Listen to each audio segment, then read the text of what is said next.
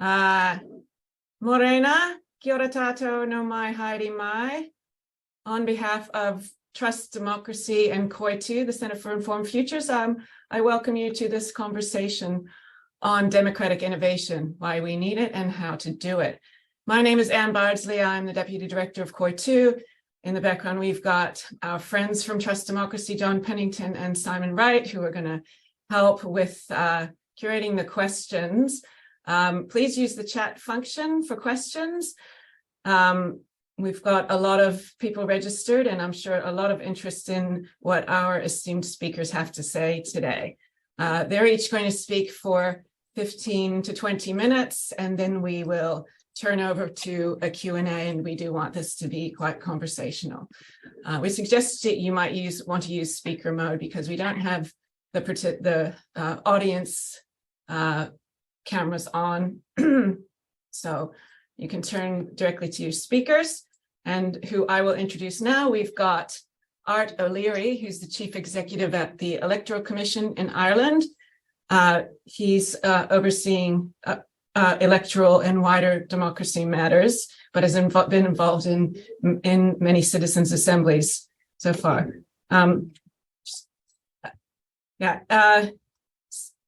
And secondly, Art will speak first about his experience running citizens' assemblies. That will be followed by Colin Megill, who's the co-founder of Polis and president of the Computational Democracy Project.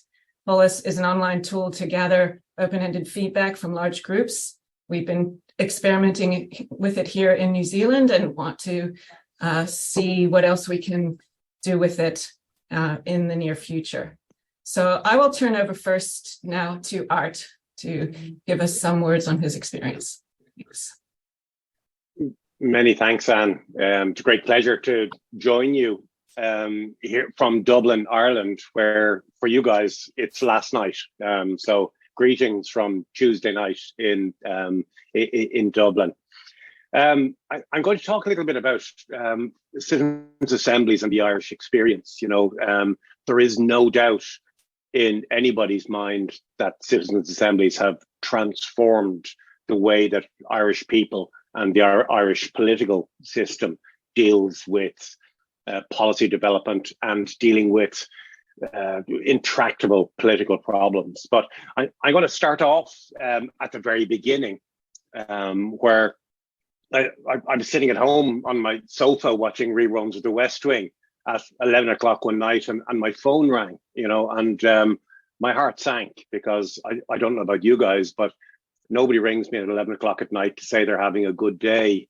So I nervously answered the phone. I was, at the time, I worked in the Irish Parliament. I was Director of Communications, among many other things, and I assumed it was the editor of a newspaper who was ringing me with a story that was going to make my life miserable for the next couple of weeks. But it was our Prime Minister on the phone, and he said, "Art, I have a job for you."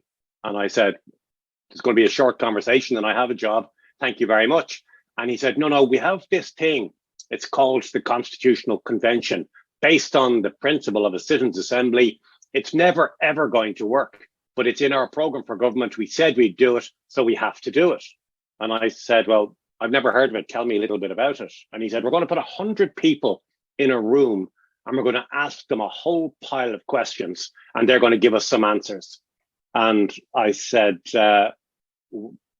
"Random people?" He said, "Citizens who are going to be representative of Irish society." So I had a conversation with him, and at the end of which I said, "Let me see if I have you straight, Prime Minister. As long as I don't kill anybody or spend any money, I can do whatever I like with this group of 100 people." And he said, "I knew you were the man for me." So I rang my boss and said, "Listen, I have to go and do a job for 6 months. I'll be back." And nothing surprises me more that 11 years later, I'm still talking about it, and perhaps even worse, I'm still doing it. You know, this is, I just mentioned to Anne and John earlier on that this is the 30th country I've spoken about citizens' assemblies to in the last 11 months. And there is a hunger across the world. It's not just a European issue or a Western civilization issue. There's a hunger across the entire world amongst the political system to get citizens involved in policy development, and also for citizens to become involved in issues as well, because they want to make a contribution. So I'm going to talk to you just for the next 10 or 11 minutes. Just answer to this is very simple. You know, this is not a replacement for the political system or the parliamentary system. It's a support. In Ireland, we have developed policy over the last 100 years of that our state has existed using three mechanisms. You know, we have a government which is elected. They have a manifesto, and here's all the things we promised to do. We have a civil service, guys in grey suits and comb overs, whose job it is to invent a whole lot of reasons why we can't do things, but they offer some specialist assistance as well. And thirdly, we engage with stakeholders. People are going to be affected by policy change or anything like that. So all we do with the Citizens' Assembly is add a fourth leg to this three-legged stool. This helps and enhances and enriches the decision-making program. You know, so it's not a threat. So politicians don't need to be afraid of citizens' assemblies. They're not a replacement. They're simply a support. The second big criticism is that they use a pejorative term, but this is just a focus group, isn't it? And well, there's one big difference between a focus group and a citizens' assembly. With a focus group, a polling company normally puts a whole pile of people in the room, and they ask them questions. You know, what's your favorite breakfast cereal? Who does your life insurance? Who's your favorite political party leader? What do you think of abortion or marriage equality or whatever it is? And they gather up all the opinions, and they write them all down. And at the end of it, they publish this as news. Here's what the people think. And everybody accepts, oh, this is what the people, particularly in Ireland, think. With a citizens' assembly, we gather the people in a room and we fill them with information. We make them experts, subject experts in whatever the subject is. So abortion, marriage equality, our electoral system, a directly elected mayor for Dublin, whatever the thing is. And at the end of that process, then we ask them the question, what do you think we should do? So you get an informed and a reasoned opinion from the people in the room, not just a gut instinct based on whatever information people had to start with. So they're the two big criticisms. And we have, in this country, we have dealt with those reasonably satisfactorily in the last 11 years, because citizens' assemblies are now accepted as a part of the political infrastructure and the decision-making infrastructure as well. So interestingly, our last citizens' assembly that we had, we're always asking them questions, our citizens. So on their first day when they arrived, we asked all 100 of them why they got involved. And interestingly, you know, a third of them said they were interested in the subject.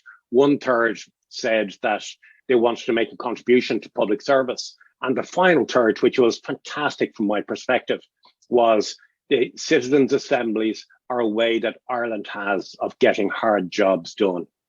That's amazing. You know, in 10 short years, that it would become an indispensable part of the way that we develop policy.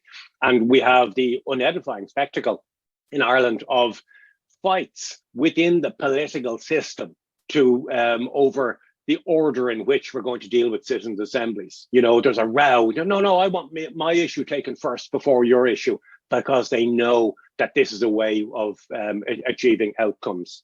So in the short time that I have left, I'll just talk a little bit about the three main issues from my perspective. Having been doing this now for about 11 years, there are three critical elements to a successful citizens' assembly.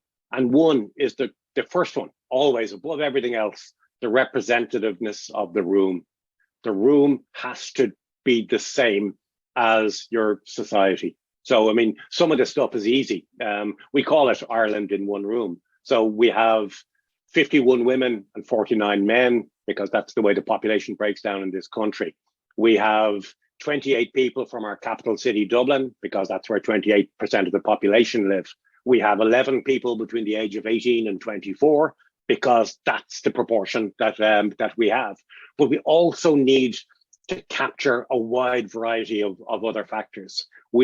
Our unemployment rate is 3% at the moment. We need 3 unemployed people in the room. We need 4 farmers. We need 11 people with a disability. We need 17 people who weren't born in Ireland.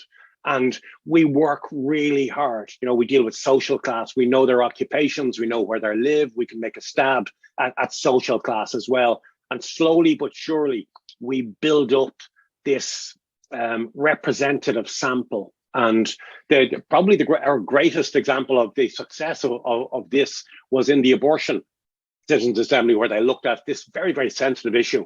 Ireland has not been able to have a civilized conversation about abortion for the last 60 years.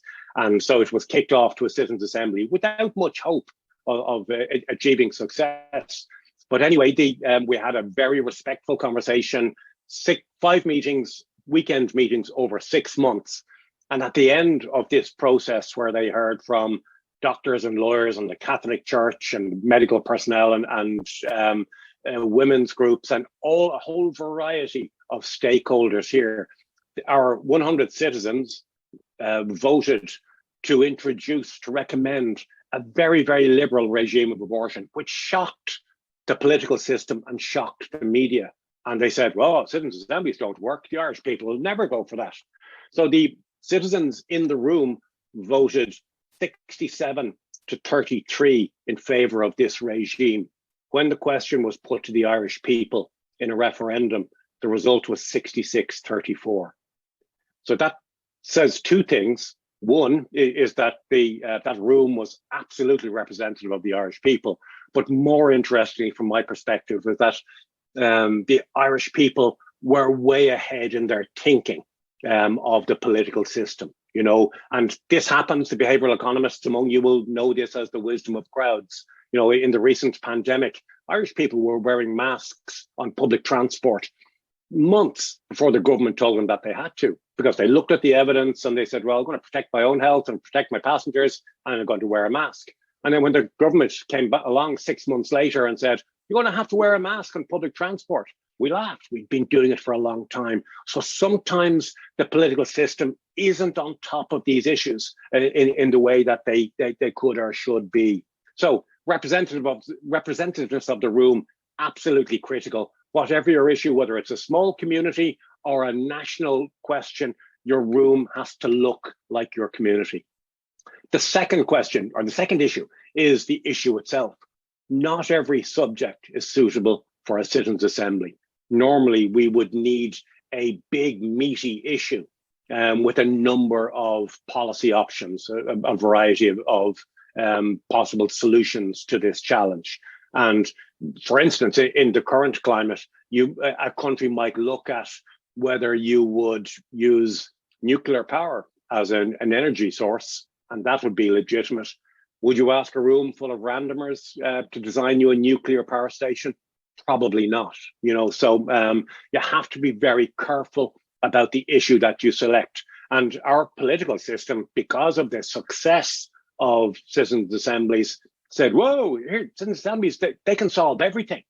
So every single intractable problem we have, it's that we need to be very careful about the issue that you choose.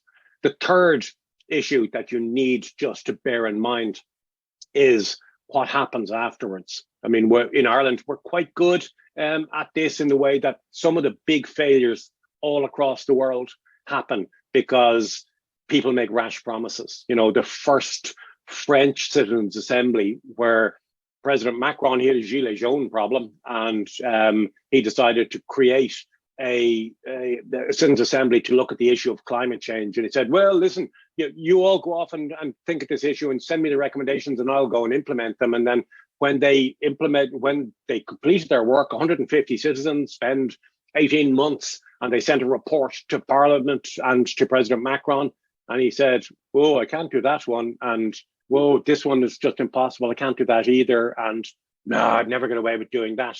And slowly but surely, he removed the authority of the assembly. The Irish system is reasonable. We now have our first assembly had politicians on it. All the other 5 since have just been purely citizens. And we're very clear at the outset. Parliament establishes the assembly and we say, you go independently and do your work. And then you send your report back to government or back to Parliament, and Parliament is going to create a committee to consider the recommendations. Then the government is going to come into a special debate in the Parliament, and we're going to reply to every single one of their recommendations. We're going to tell you which ones that we're going to accept and when they'll be implemented, and we're going to tell you which ones we can't accept and give you a reason why. So everybody's very clear at the outset in relation to why this works and why their recommendations. The government needs to have some kind of decision-making role in this. We have no quibbles with that at all. And as I always encourage our citizens, is that the more reasonable you are, the more thoughtful you are, the more work you do here, the better the chance that the government will accept your recommendations. Because if you say something mad or ludicrous or something that isn't politically acceptable, then it's not going to be accepted, and you have to accept that as well. So I think that's just 15 minutes, and that's as short as I can make it. So very happy to take questions about this. It has been a great experience for Irish people, and I hope that the people of New Zealand get the opportunity to try it out in the not too distant future. Thank you, Art. We have so many questions about citizens' assemblies. We did have one recently in Auckland on our future source of water, and it was an empowered assembly, and the Water Authority did take up the recommendations as you've just discussed. That's our one example where that's happened so far, and it was only last year, and we've run it through COI2. So there is a lot of interest in more of these. And I have lots of questions, and there's already a lot of questions in the chat, but we're going to move quickly just to get Colin into the conversation. He, as I said before, he developed the online tool Polis, which is a mechanism to involve even more people into a conversation about a complex policy issue. And we've been trialing Polis. We think it's a great tool. Want to really try how to see how we can get that representativeness in and understand representativeness in Polis, but we'll get to that question later. And I will now turn over to Colin and let Colin give a bit of a background on Polis. Thank you. Thanks so much, Anne, and thank you, Art, for a lovely presentation, and really excited to hear that story. I'm just going to share briefly, just to confirm that everybody can see this, and can I just get some confirmation that everyone can? Yes, we can see it, Colin. Thank you. Okay, so great to be with you all today. My name is Colin Megill. I am co-founder of Polis and president of the Computational Democracy Project. I will briefly say that because there is a technology which is open source and on the internet that anybody can use, like the government of Taiwan and the government of Finland can have their own versions that they own and set up and maintain, the government of the UK, etc. And that is separate, and I'll just note that for naming at the beginning, that when we're talking about Polis, we're talking about a technology and a method, and when we're talking about the Computational Democracy Project, that's a US registered 501c3 that is supporting and maintaining and advancing the technology. And so I'll use those two throughout the throughout presentation. So I will briefly give a bit of background on the tool and the usage and trajectory, and then talk a little bit about the overall philosophy and of tool building in this space, and some future thoughts, as well as some references to new usage in New Zealand, which is really exciting. So Polis is a tool for making meaning of perspectives at scale, and it does use machine learning and artificial intelligence to do that. There are a few ways to talk about it. We could say that it produces a kind of a map of an opinion space, so a bunch of people participating, a bunch of things that they have to say, and We also can think of it as kind of like a survey that is created by the people that are taking it, is one way to think of it. And we'll talk a little bit about what methods and techniques it implements over time. First, before we do that, why? Why the technology? What's the motivation and what's the history? Polis started development in 2012. We started building. For me, this question goes back to issues of scale in democracy. How do we coordinate large groups of people? We saw this on display with social media, Twitter, in the role that it played in the Iran's Green Movement and in Tahrir Square and in Occupy Wall Street, where people were being mobilized, but that didn't necessarily mean that there was coherence or that the same platform that was getting people into the streets was able to bring them together, keep them together afterwards, or was a tool for movements. In this case, we can see that a movement, and especially let's take just Occupy in the United States, people coming on camera and saying that they're speaking for everybody in the movement. This was really common, right? People go to a square, everyone has a general sense of why they're there, but in fact, there's lots of different interests and lots of positions, and so sometimes there's a distillation of this in some movements, like in Hong Kong, five demands, not one less, and so this is a background and a backdrop of saying, okay, we have activity in a political space, and we have lots of participation. What can we do with 100,000 or 1 million people? What can we do with even 10,000 or even 1,000 people if they want to participate in a policymaking process? And so the goal here is to leverage machine learning for deliberative democracy to make meaning of large groups of people, so that we can produce a map that can be useful for all sorts of different processes, citizens' assemblies included. This is not necessarily replacing any other policymaking process, but we would say it's augmenting and potentially enabling new ones. Okay. Polis as a technology is completely open source, all of the code, and there's also a whole bunch of reference data that has been generated by exercises, including a whole bunch of open data from New Zealand. And much of it, and all of it, generated by Simon Wright, who was on the call, and Trust Democracy. Okay, so one of the larger and well-known case studies at national scale of Polis as a technology, which some of you may or may not be familiar with, is the case of Taiwan.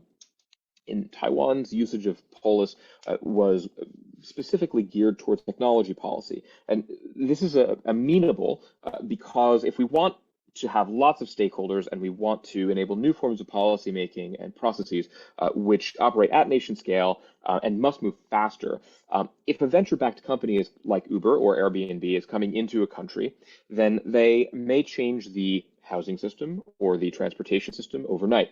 And so the idea of producing a map of many stakeholders and then creating new forms of the policymaking process that can leverage that map very quickly to make intelligent decisions quickly, potentially bold trade-offs, and yet intelligent trade-offs quickly.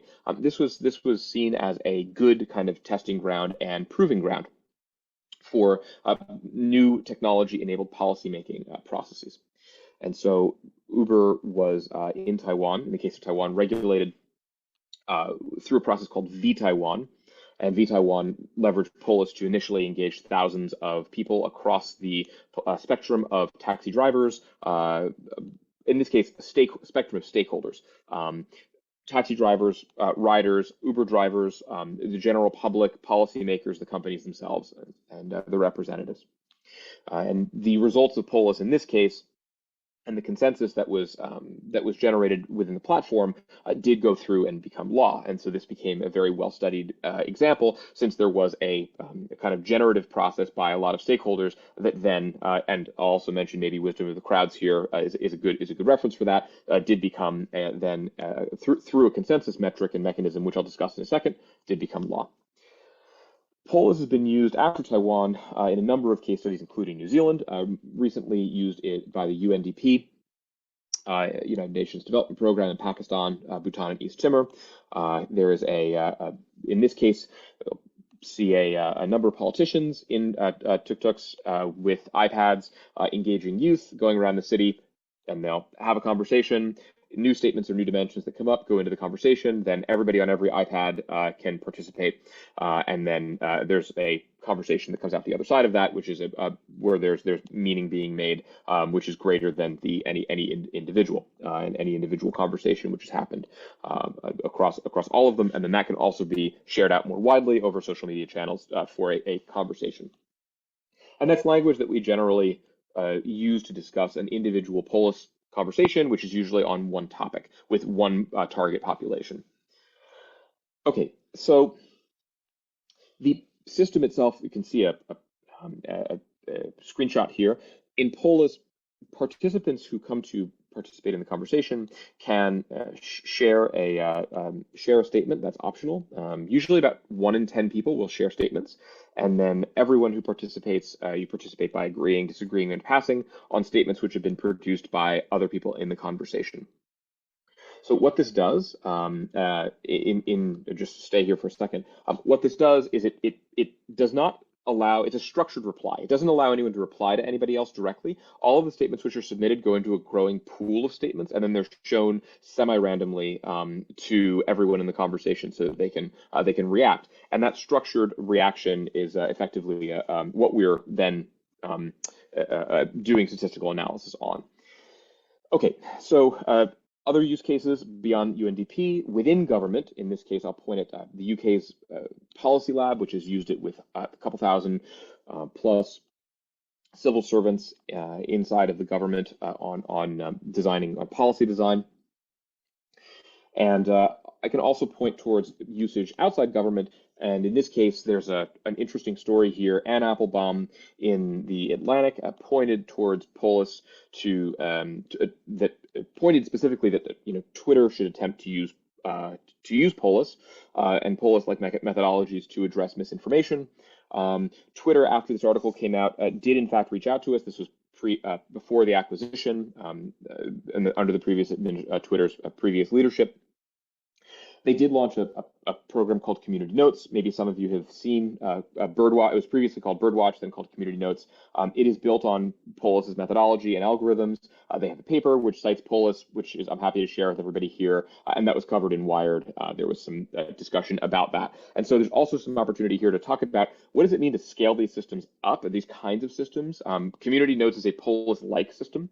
It uses a slightly different algorithm that operates in continuous space, which is you can just forget that unless if there's a question about what the differences are. I'm also happy to discuss the specific algorithmic differences between Twitter's implementation of this kind of system and ours. And we responded with a paper about how to generalize this Twitter system or systems like these, and I'm happy to discuss that as well if anyone's interested. These kinds of systems were termed bridging systems by researchers at Harvard and King's College. The idea behind bridging algorithms in general, Twitter's algorithm, Polis's algorithm, is that they're basically, you're looking at the groups and clusters of people as they are in their own words, and then you're looking to kind of show them content and expose them to content, and then find areas that may bridge between these clusters. So if there's 5 groups, what brings groups A and E together, and what brings group B and D together? And this is interesting in multi-stakeholder negotiation because some groups may differ across many complex issues, as all facilitators know. And so we're really producing tools for facilitators to then take that information about where groups might have breakthrough agreement and then bring that into subsequent stages of policymaking and discussion. Okay, so Polis is built to produce coherent output from scalably many people. Our largest conversation that we've run is a 33,000 person conversation in a political party in Germany. It's some of the principles at its heart are the nonviolent communication and the idea that if you mirror back someone's perspectives to them first and let them know that they've been seen, they're more willing to accept that other people think different ways and what those ways might be before you show them that actually you agree on these few issues. So we're bringing the consensus to the fore and using it as a metric for how you prioritize content and show content, and then also how you make meaning. Okay, so I've kind of already showed this before, but in general, this is the interface. People can submit statements to go into a pool. Then there's opportunity to agree, disagree, and pass by each participant on each on each statement submitted by everyone else. And this produces an opinion matrix. It produces basically what everybody has to say, and that's maybe, again, 1 in 10 people who participate are going to submit a comment by what everybody thinks about what everybody had to say. And that's pretty meaningless to humans. This is a giant matrix of like ones and zeros, and 1, 0, -1 for agree, disagree, and pass. But you can make meaning of that, and if you apply techniques of machine learning called unsupervised learning. And generally, in unsupervised learning, you're kind of going out into the data in search of meaning, and then you're looking for patterns, and then you're clustering. And this is based on similarity. So the idea in Polis is that those people who vote similarly across many statements are going to be clustered together, and those who voted differently are going to be clustered apart. And then across many interactions, patterns will emerge in the data, and you do this automatically on every time someone votes. Again, the largest conversation that we ran, and you can kind of see these ratios at work, 33,000 people submitted 783 statements. So not as many statements, but a lot of agree, disagree, and pass. A lot of voting, almost 2 million votes. So this is also an attempt to engage those who might lurk and not participate elsewhere, where the primary mode of interaction is standing up and saying something, or submitting statements on a forum. Most people don't tweet. Most people don't submit comments on Reddit.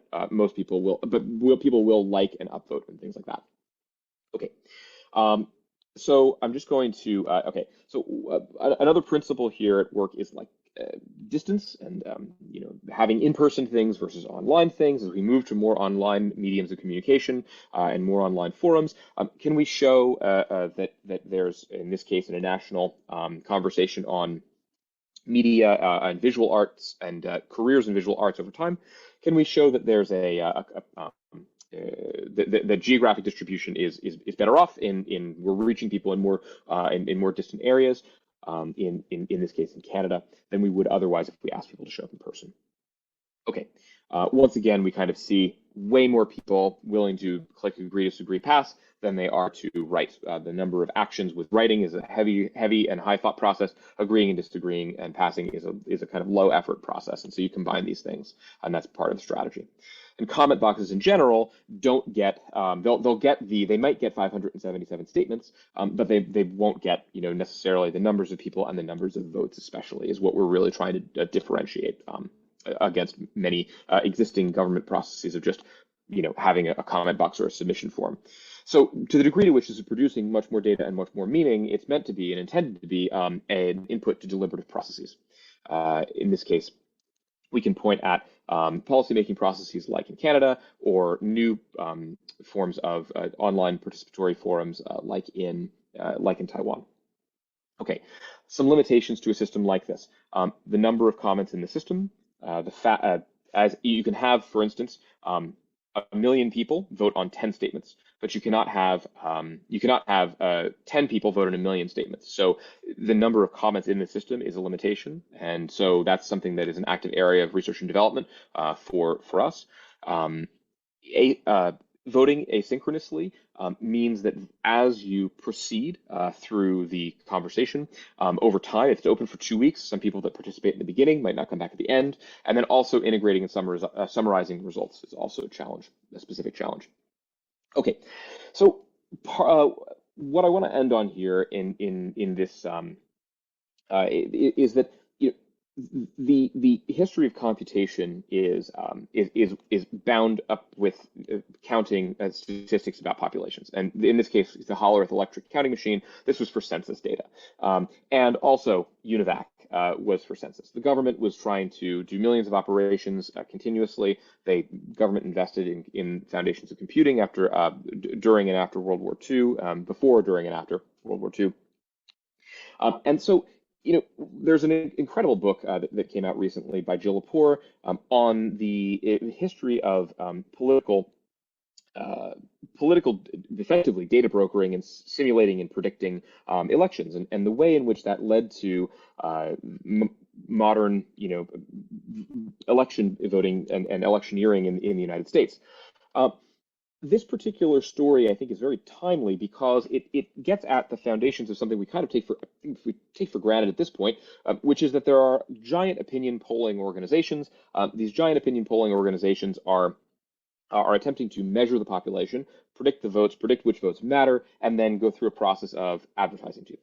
And so, Jill Lepore's book gets at some of the, this early protean efforts to model the public, and then who ended up owning those models. And if we contrast what's being done in a census kind of operation, where we're counting the population and counting their attributes and properties anonymously, we can see that this is a really big contrast with what large corporate players are and then large political campaigns are interested in doing with population data, which is to say, that they're gathering all of this data, and they actually do know what bridges society. The political campaigns are well aware that most Americans are in favor of certain gun regulations, but those are not useful for advertising. And so the point here is that the way that we gather opinion and get it into the public discourse, what stories we tell with it, really matter, and that currently our method and means of doing that is wrapped up with elections as they are, and consensus is discarded. And that if perhaps we had a different process that with different tools and different intentions, we can build models of the public that are for the public, and the public is excited to participate in them, and data is open, and then we can use them for very different kinds of processes and insert them into very different kinds of processes, which quite affects the downstream policy-making process. And so the idea here is that there is an opportunity to return agency and agenda-setting power to the public, specifically in the case of making these models about themselves, and that's something that we're very passionate about, and the effort behind getting tools to the public to do this kind of work is a primary preoccupation. And so some of the things that we do in that direction. We maintain the code base and make it available at pol.is, which is free and available to all public institutions and nonprofit institutions to go use, and we pay for the compute. We organize methods and training around that, and we guide implementations around the world, and we do advanced research and development to advance this kind of work in the world, an application of machine learning to deliberative democracy in theory and also in practice.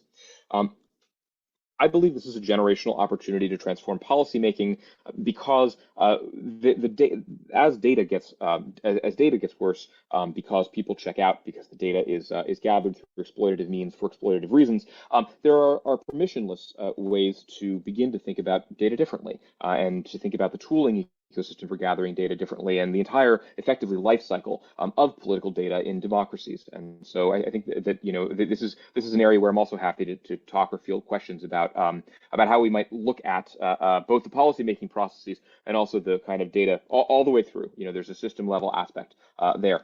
I really appreciate you having us today, and I'll pass back to Anne.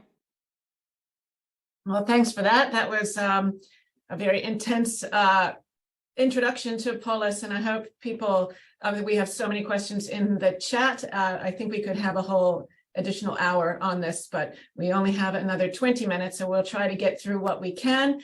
There are questions about, and we're back to Art's first important point about citizens' assemblies, and that's about the representativeness and how we get it in the room. We can talk about that whole sortition process.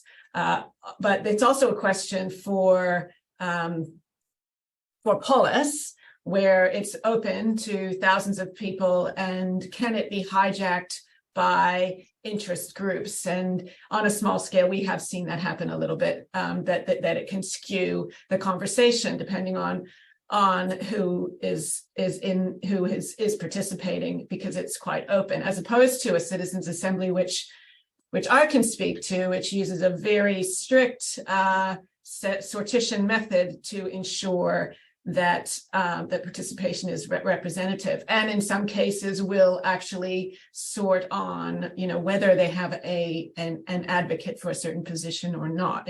That can be used as a criteria to establish your assembly. And that's one question I have for Art, because you described it very precisely, that this is Ireland in a room. And is it the same every time, or do you sort on different demographics that are more important to a question? Because we know it's quite difficult sometimes to get every demographic bucket filled, and which are the most important ones for a certain question. And so also that question, so this is for both of you. Colin, you're still on, so if you want to talk about that representative question for Polis, that would be great. Yeah, mine's quick, and I dropped a link in chat of Polis being used by Demos, the UK-based think tank, with a representative sample. Polis as a tool is sample agnostic, so it really just depends on who you invite. Right. So have you seen the conversation sway in a certain direction? And because you can actually look at the demographics of those opinion groups that form, how often and what's your take on how balanced those conversations are, if it's just an open one, not using a representative sample? Great question. I would say I would say that that's completely dependent on the sample, and when we see it used with a representative sample, we would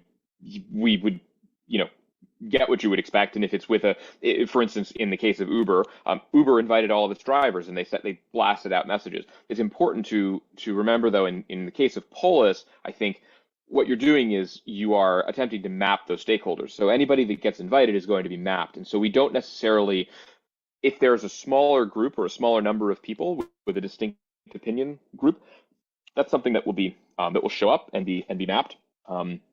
It's basically to say that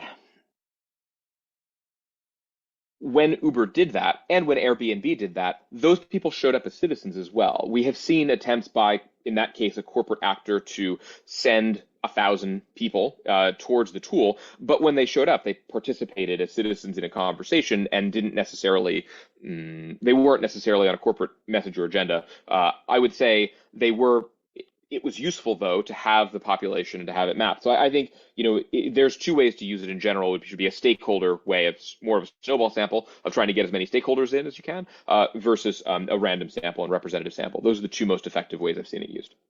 Okay. Art, do you want to answer the question as far as the Irish assemblies? Are they always use the exact same sort of sortition criteria, or does it vary any?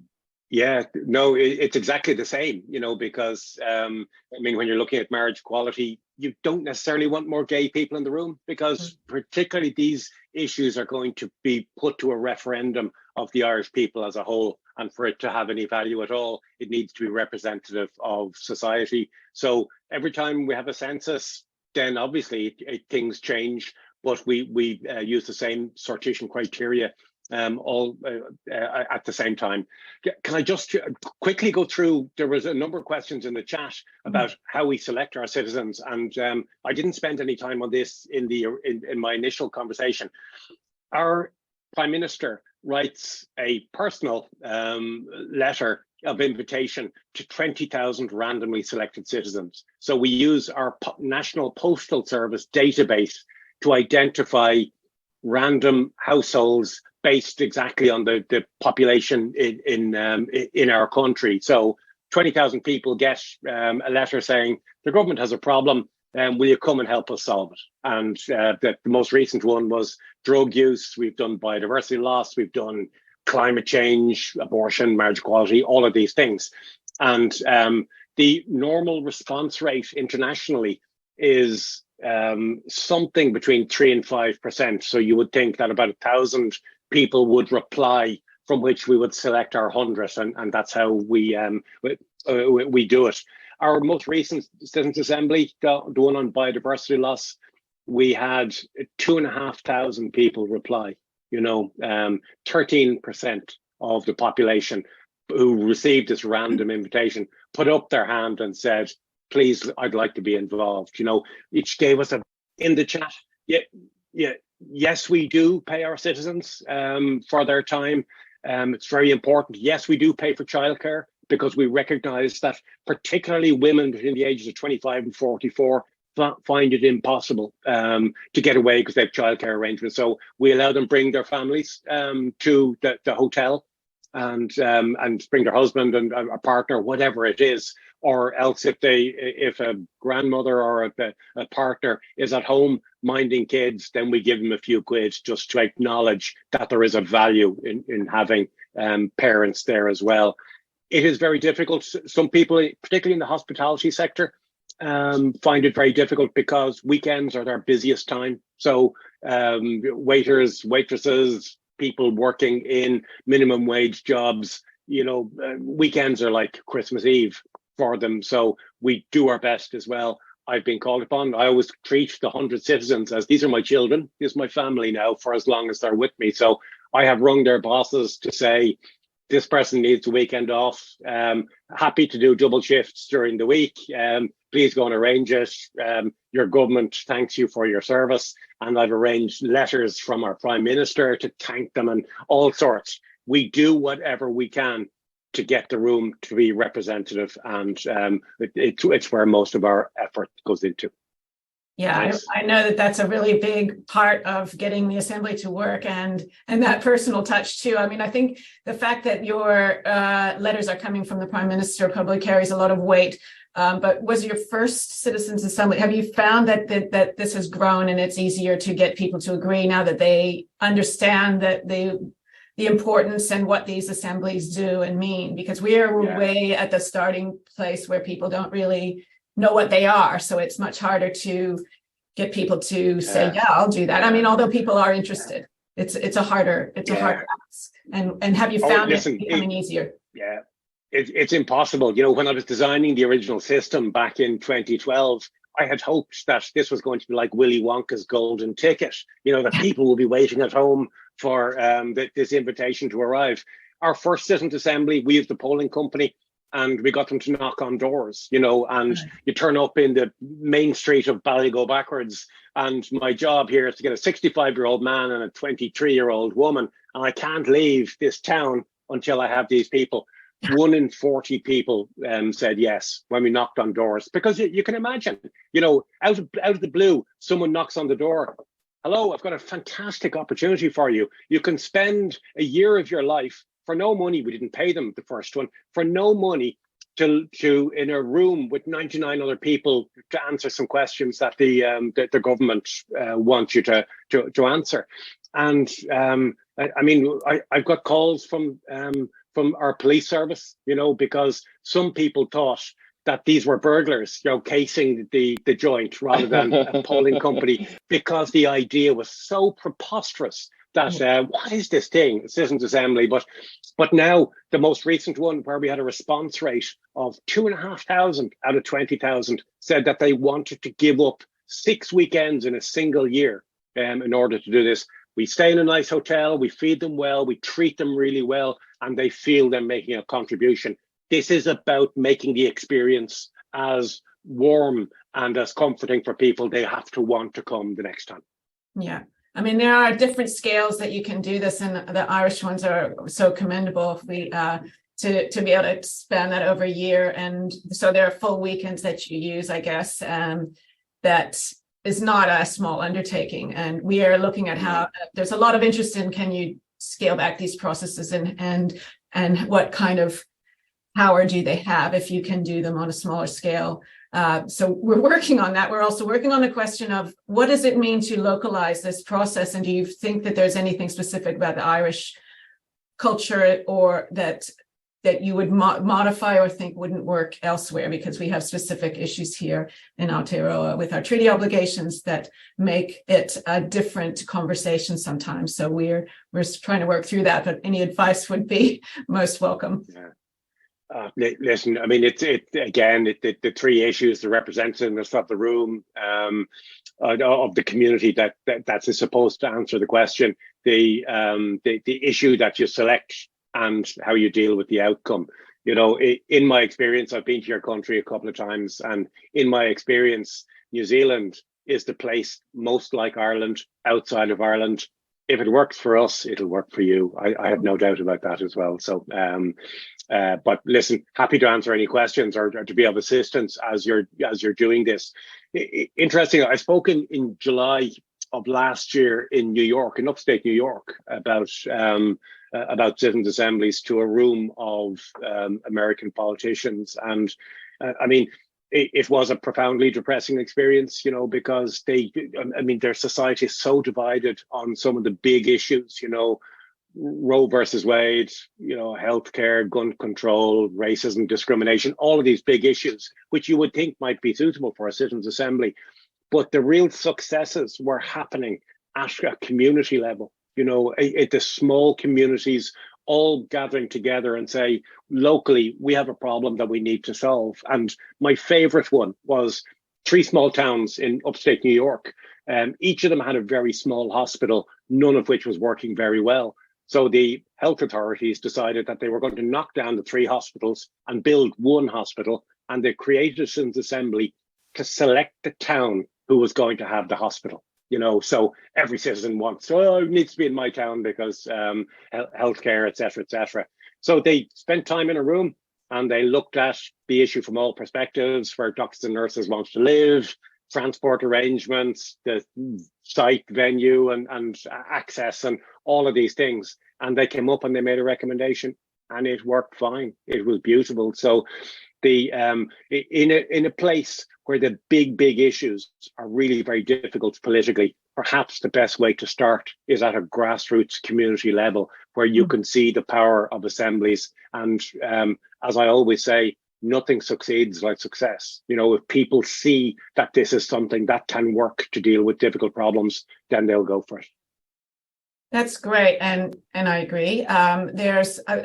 You've kind of just talked about that whole bridging of polarized communities, which is also, as Colin said, what Polis is trying to do. There's a very good question in the chat just now so I'll get Colin to address first quickly. Is the key difference between Citizens Assembly and Polis that one informs people and then asks questions, and the other asks questions of uninformed people? I wouldn't say that's exactly the difference, because there are ways to help inform people through Polis as well, but I'll get Colin to comment on that. I wouldn't necessarily agree with the distinction in this case. I would say you can do as much participant education as you'd like, and in fact, Simon Wright and the group of Trust Democracy, when they have run them in New Zealand, have done a huge amount of participant education beforehand, and so I think that, again, Polis is a tool for the interaction and meaning making and summarization step, but it's not necessarily going to select a population, and it's not necessarily going to educate them. It really is just for that narrow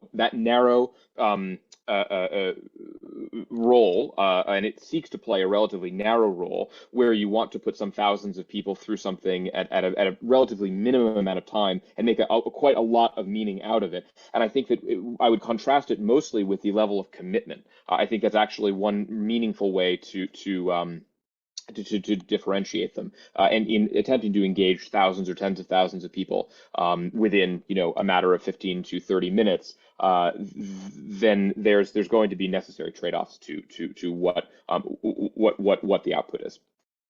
Yeah, and I agree, and I wonder, and what we're thinking of actually experimenting with that in Polis, of how if you can take a group through a process of having a choice book ahead of time, and whether that changes the conversation. But I also think that Polis could be used piggybacking onto an assembly where people are observing a representative group making a decision, and then they get that can feed the framing of Polis and carry the conversation on. I'll actually share from our side. I'll share here in Slack. A facilitator, our chief of operations and head of partnerships, Liz Barry, has written a memo. She's a professional. Liz is a professional facilitator. Has written a memo as she has helped people around the world who are facilitators using Polis in the context of citizens' assemblies. Produced a memo and on how one might go about thinking about applying Polis to the specific set of methodologies that are seen as best practices and interleaving these technologies. And so I'll leave that in the chat, and then I'm happy to answer any questions around it as well. Yeah, there is a question about the questions, because there are so many great questions here, and I think we will there are. I'm happy to keep, of answering of Q&A online of answering these questions more fully later. But I actually see a question from Christonia that I'd like to ask, which is of both of you, how scientific evidence and other forms of knowledge are provided to the Citizens Assembly participants or those using Polis. I mean, I know how we've done it, but I'd like to hear. He's asking specifically, how is uncertainty in scientific and other information relevant to the subject being discussed and actually conveyed and considered by the participants? Do you want to quickly answer that? We only have a couple of minutes. I would. Go ahead, Colin. Art, I would say go for it, please. Okay, Art. I would say art, please. Yeah. Yeah, well, easy. I mean, it's we have to be very careful. I think because many of our citizens haven't been in formal education for decades, so we have to appeal to all different learning styles. So, I mean, some people like to hear presenters, some people like to watch films, some people like to listen to podcasts. And we've started in recent years with innovations of bringing people on field trips, So with biodiversity loss, we brought them out to see habitat destruction and just to see biodiversity initiatives as well. So we have to make it very real for our citizens. All the papers and all the presentations we look at beforehand to make sure that they're accessible. One of my favorite jobs as a civil servant is to send papers back to academics to say, nah, I don't understand that. Go and make it more understandable. So the whole idea is to make, without dumbing it down, to find that fine line between making complex and technical issues understandable by the ordinary citizen, because they will ask questions anyway. We have a rule of thumb: for every 10 minutes they spend listening to somebody, they spend 20 minutes talking about what they've just heard. So during that 20-minute period, they generate questions, they deal with misinformation and disinformation, which we encourage, by the way. And we also get our experts, some of the greatest experts in the world, in the room to be available to our citizens to answer any questions that they have. So nobody leaves the room until everybody understands what it is that we're talking about. Yeah, I think that is one of the other hard things, aside from getting that recruitment right and getting that representation and all of the legwork that takes, is ensuring that that information is unbiased and accessible to that broad representative public, which and then getting the right people who could not actually speak the language and not be too academic to the room, so that it's meaningful and their questions are answered in a satisfactory way. We only have a minute left. I don't know if we've got it. Colin, did you have any further comment on the information space and maybe that mis or disinformation question that might come into a Polis conversation? I think that we are building tools for facilitators, and so I think it's really a question of how Polis is used. So that that's the population and the framing are something that we enable, but are in the hands of the facilitator. Yeah. Great. Just well, actually in the 30 seconds that's left, maybe just to deal with that, we encourage misinformation, disinformation, any wild conspiracy theory that you have, put it on the table and let's talk about it. We have the greatest experts in the world in the room. They'll tell you whether it's true or not. So it's something that we need to deal with in a very open and respectful way. That's interesting to actually encourage, what have you heard on this issue? And what do you think? You've heard this, because that is how the conversations are otherwise going on throughout social media. So that's an interesting point, that both of these things could be where you, especially in a citizens assembly, where you have access to experts and lots of different experts. To really sit in this. Abortion gives you cancer. Actually, this is let's deal with this, and it's very straightforward. I love it. Yeah. Okay, great. I'm going to have to end there. We're actually 1 minute over. This has been a great conversation. We will go through all that chat and then we'll put together a reasonable Q&A document after this, because I think it's awesome and it's really started a great conversation. And we encourage all the participants to get back in touch with us and with Trust Democracy. We're working together on these issues. And thank you so much to our speakers, Colin and Art. And you have a great evening, Art. And Colin, you're in your afternoon in the US. And everyone else here in New Zealand, have a great day. And ka kite anō. Simon, did you want to have a last word? You're muted, Simon. He's just saying goodbye. Simon Wright from Trust Democracy says goodbye and thank you all for joining us. Great. Thank you. Thanks.